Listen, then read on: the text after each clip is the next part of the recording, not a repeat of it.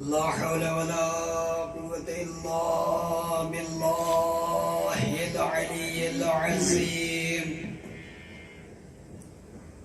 أعوذ بالله من الشيطان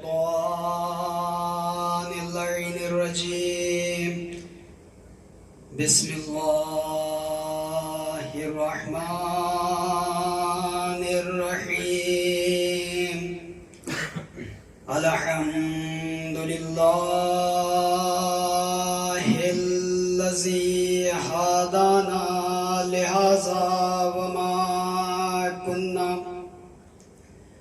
لنهتدي لولا أن هدانا الله. لقد جاءت رسل ربنا بالحق. الصلاة والسلام والتحية والإكرام مولى ومولى الثقلين جد الحسن والحسين بالقاسم محمد. اللهم صل على محمد وآل محمد وعلى أهل بيته الطيبين الطاهرين المعصومين المظلومين. ولعنة الله على أعدائهم أجمعين من يوم هذا إلى قيام يوم الدين. أما بعد فقد قال الله تبارك وتعالى في كتاب المبين وهو أصدق الصادقين وقوله الحق.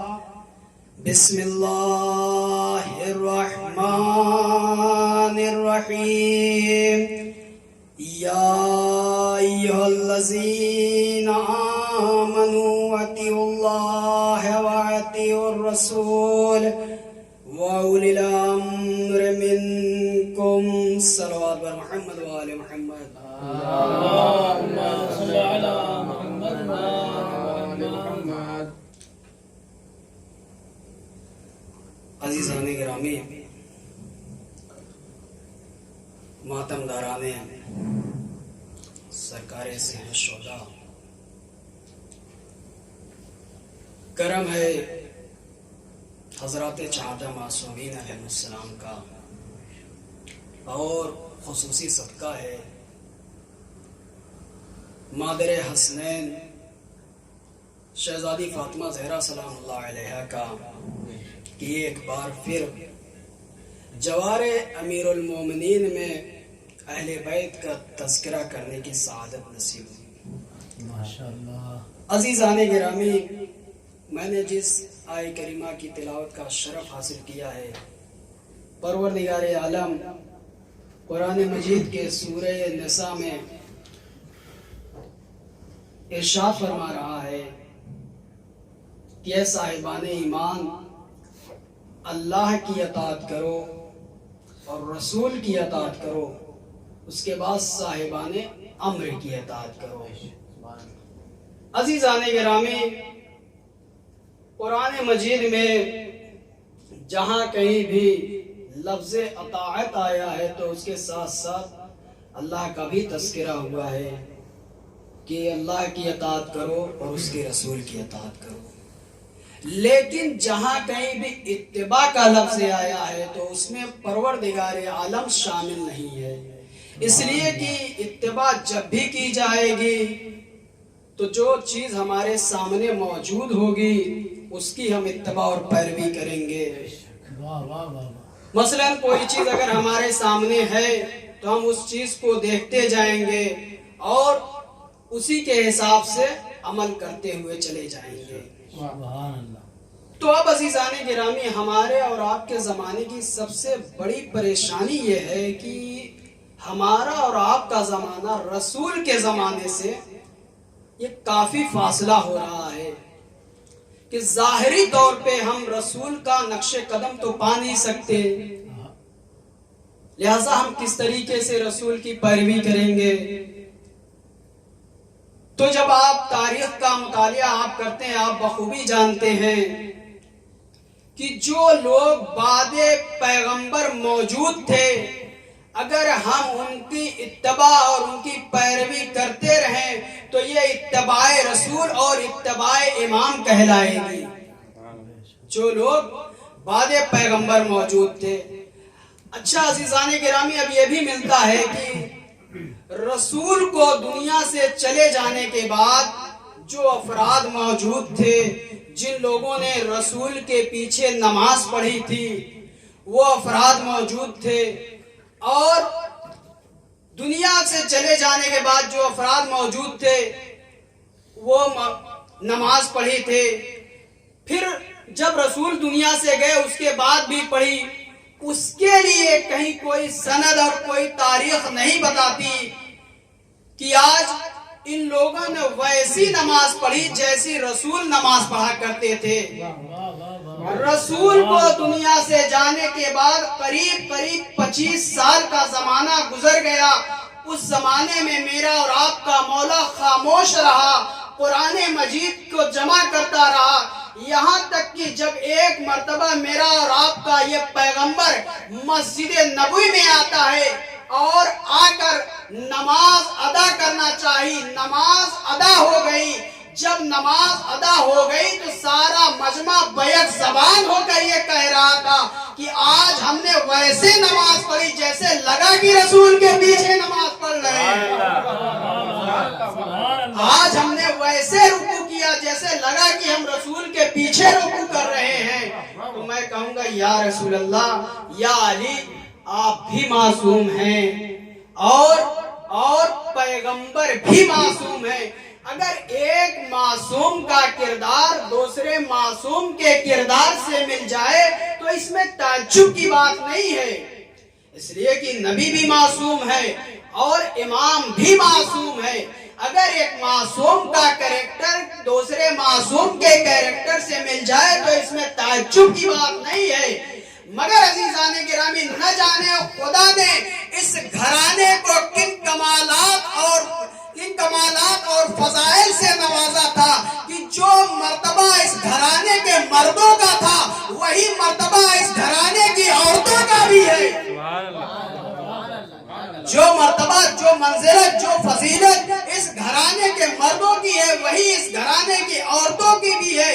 کہ ایک مرتبہ جب علی کی بیٹی، مولا علی کی بیٹی جب اسیروں کا قافلہ لے کر راہ کوفہ و شام سے گزر رہی تھی، اور جب علی کی بیٹی زینب نے راہ کوفہ و شام میں خطبہ دیا ہے تو سارا مجمع بیک زبان ہو کر کہہ رہا تھا ایسا لگتا ہے علی بول رہے ہیں۔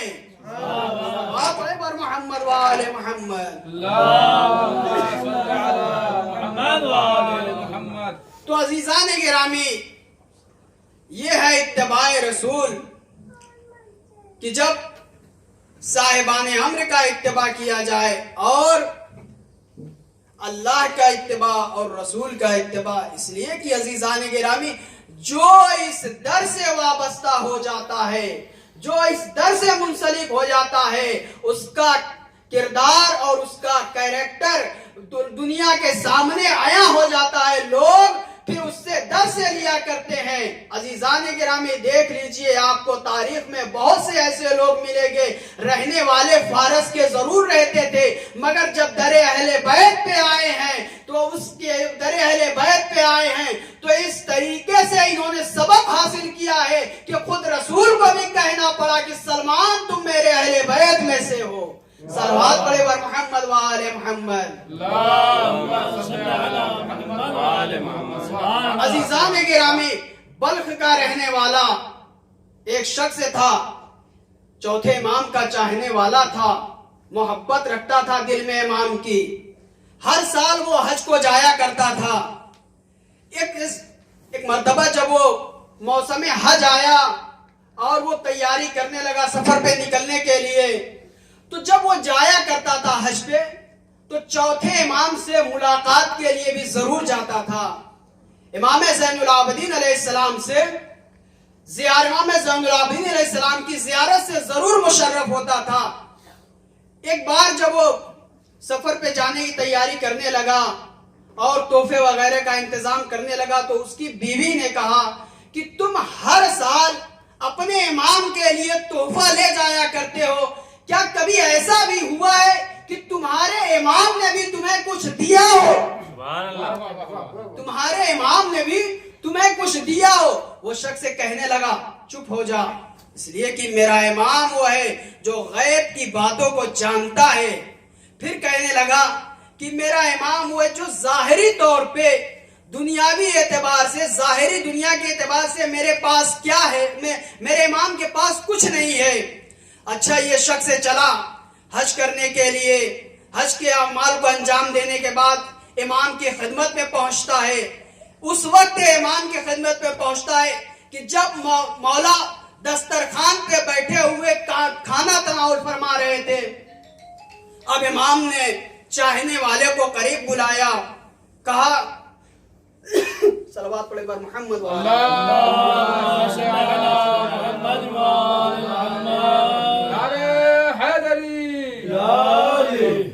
امام نے اپنے چاہنے والے کو بلایا۔ امام کا چاہنے والا امام کے قریب آیا، آن کر بیٹھ گیا امام کے پاس۔ امام نے اسے کہا کہ آؤ تم میرے ساتھ کھانا تناول فرما لو۔ جب امام نے بہت اصرار کیا تو تکلفاً وہ شخص امام کے سامنے بیٹھ گیا اور امام کے ساتھ اس نے کھانا تناول فرمایا۔ اب جب امام کھانے سے فارغ ہو گئے، امام نے اپنے ہاتھ کو ہٹا لیا، فوراً ہی یہ شخص اٹھتا ہے اور جس ظرف میں پانی رکھا تھا اس ظرف کو اپنے ہاتھ میں لیتا ہے اور کہتا ہے مولا میں آپ کی خدمت کرنا چاہتا ہوں، میں آپ کی خدمت کرنا چاہتا ہوں۔ امام علیہ السلام نے کہا اچھا، اگر تم میری خدمت کرنا چاہتے ہو تو تشت کو قریب لے آؤ۔ تشت لایا گیا، قریب لایا گیا۔ امام کے چاہنے والے نے امام کے ہاتھوں پہ پانی ڈالا، تشت میں پانی گرا۔ پھر امام نے چاہنے والے سے کہا اے میرے چاہنے والے ذرا تشت کی طرف غور سے دیکھ۔ اب جو چاہنے والے نے تشت کی طرف غور سے دیکھا تو کیا دیکھا کہ وہ سرخ اور سرخ رنگ کے موتیاں موجود تھے، سرخ موتیاں موجود تھے۔ پھر چاہنے والے نے امام کے ہاتھ دھلایا، کیا دیکھا کہ ہیرے اور جواہرات موجود تھے۔ پھر ایک مرتبہ ہاتھ دھلایا، کیا دیکھا کہ تمام کے ہر قسم کے ہیرے اور جواہرات موجود تھے۔ امام نے کہا اے میرے چاہنے والے یہ اختیار امامت ہے کہ اگر امامت ہاتھ بھی دھل دے تو کم سے کم وہ ہیرے اور جواہرات بن جایا کرتے ہیں۔ صلوات پر محمد وآل محمد۔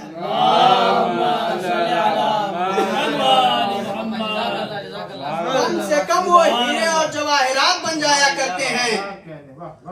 اس کے بعد امام نے کہا کہ اس میں سے جتنا دل کرے تمہارا اٹھا لو، جتنا من چلے تمہارا اٹھا لو، لے کر چلے جاؤ۔ چاہنے والا کہتا مولا اسے میری کیا ضرورت ہے، اسے میں کیا کروں گا لے کر؟ کہا میں تمہارے لیے نہیں کہہ رہا ہوں، میں صلوات پر محمد کہا میں تمہارے لیے نہیں کہہ رہا ہوں۔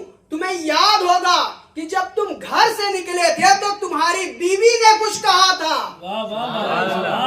تمہاری بیوی نے کچھ کہا تھا، یہ لے جا کر اپنی بیوی کے حوالے کر دینا۔ یہ شخص ہیرے جواہرات کو لیتا ہے اور آتا ہے اپنے گھر۔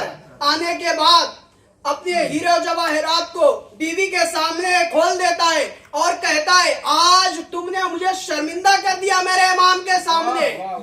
اب جیسے ہی ہیرے اور جواہرات کو اس کی بیوی نے دیکھا، آنکھیں چکا چوندھ ہو گئی، آنکھیں کھیرا ہو گئی، کہنے لگی تمہارے امام اتنا بڑا سخی ہے، تمہارا امام اتنا بڑا سخی ہے، لہذا میں بھی چاہتی ہوں کہ تمہارے امام کی زیارت کروں۔ صلوات پڑھے پر محمد وآل محمد۔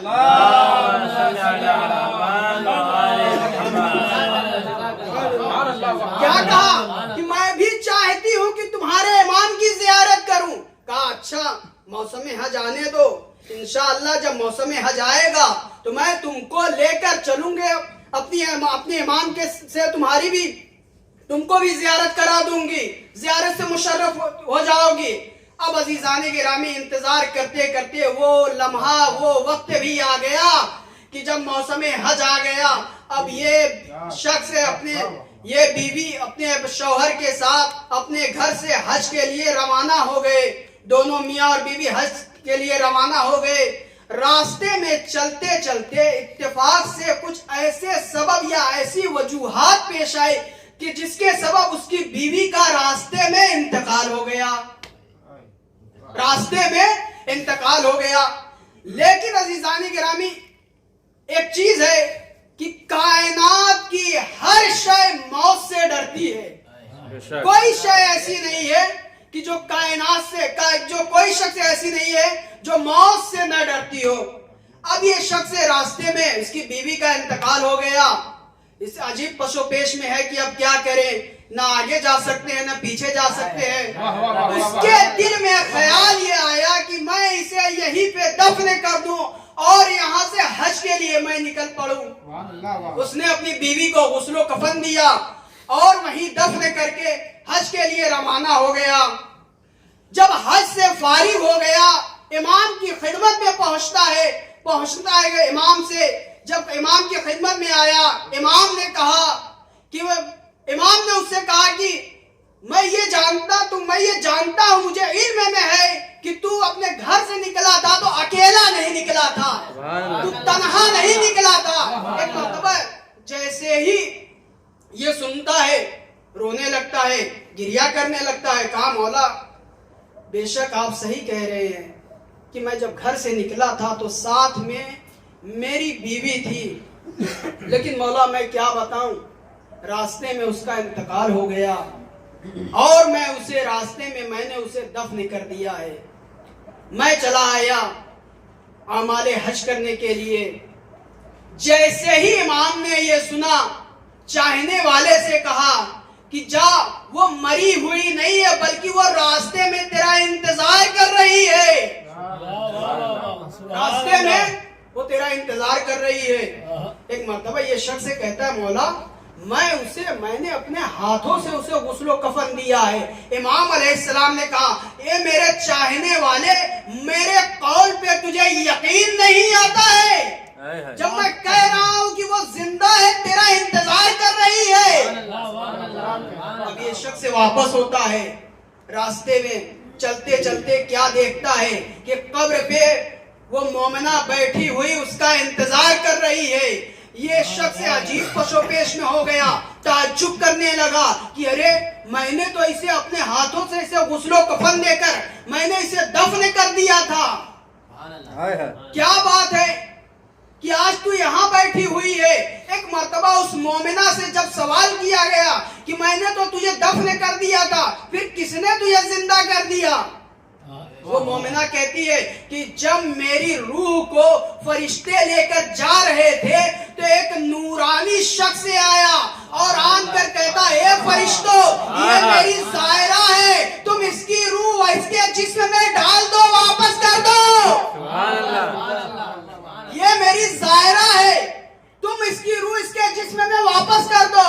اب عزیزان گرامی یہ بلخی شخص امام کی خدمت میں لے کر پہنچتا ہے، بس بات ختم ہو گئی، امام کی خدمت میں لے کر پہنچتا ہے۔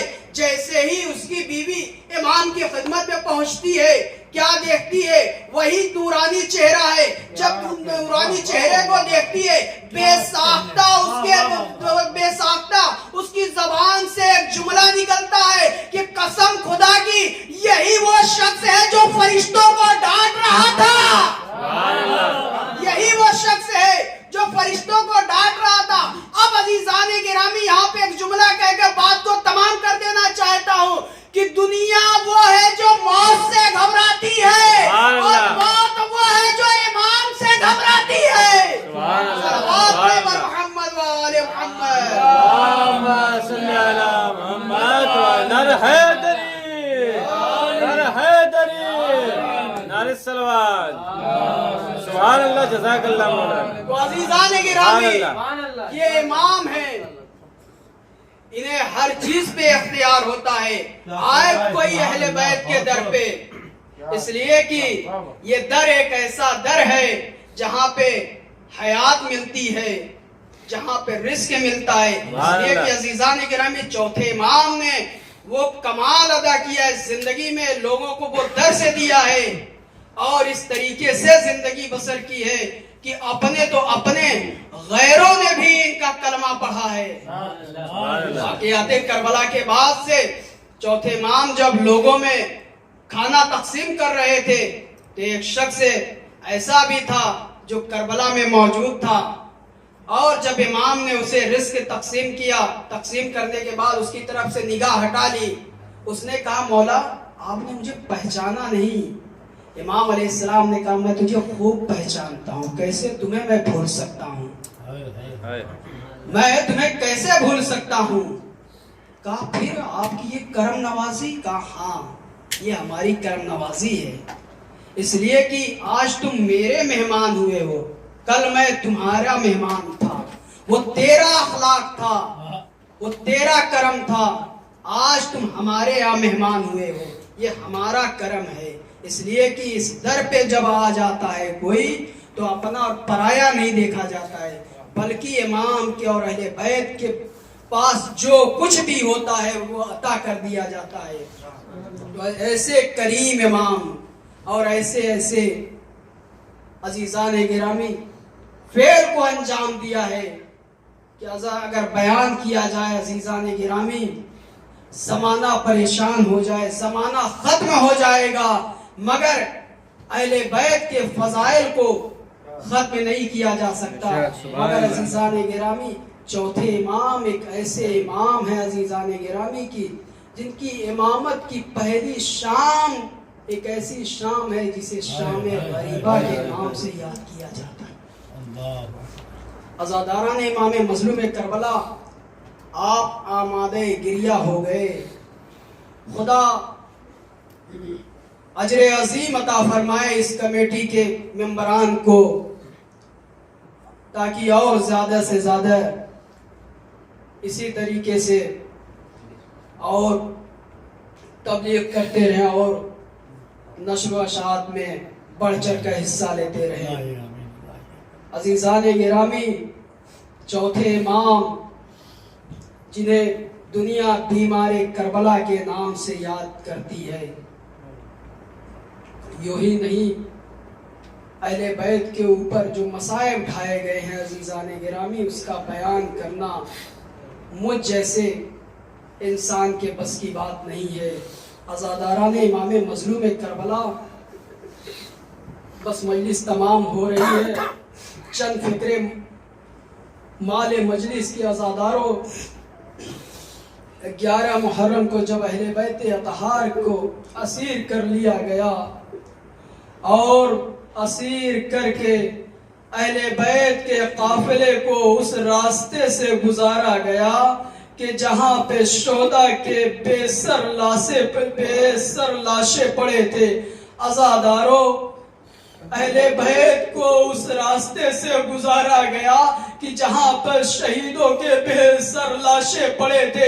ایک مرتبہ میرے اور آپ کے غریب امام نے جب اپنے بابا کے بے سر لاشیں کو دیکھا، ایک مرتبہ سید سجاد کے چہرے کا رنگ متغیر ہونے لگا، ایک مرتبہ زینب نے پڑھ کے پوچھ لیا اے میرے لاکھ سید سجاد کیا عالم غربت میں تم بھی ہمارا ساتھ چھوڑ دو گے؟ ایک مرتبہ سید سجاد نے کہا اے پھوپھی اماں، ارے وہ بیٹا کیا کرے، ارے جس کے بابا کا لاشا ارے کربلا کے تپتے ہوئے صحرا میں پڑا، بیٹا اتنا مجبور، ارے نہ غسل دے سکے نہ کفن پہنا سکے۔ عزاداران امام مظلوم کربلا یہ قافلہ اسیر کر کے وہاں سے رہا کر دیا گیا۔ لو عزاداروں جب یہ قافلہ وہاں سے کوفے کی سمت روانہ کیا گیا، ابھی قافلہ کچھ ہی دور چلا تھا کہ جس جیسے بے سر حسین تھا زمین پہ گڑ جاتا ہے۔ ایک مرتبہ نیزہ برداروں نے بہت کوشش کی مگر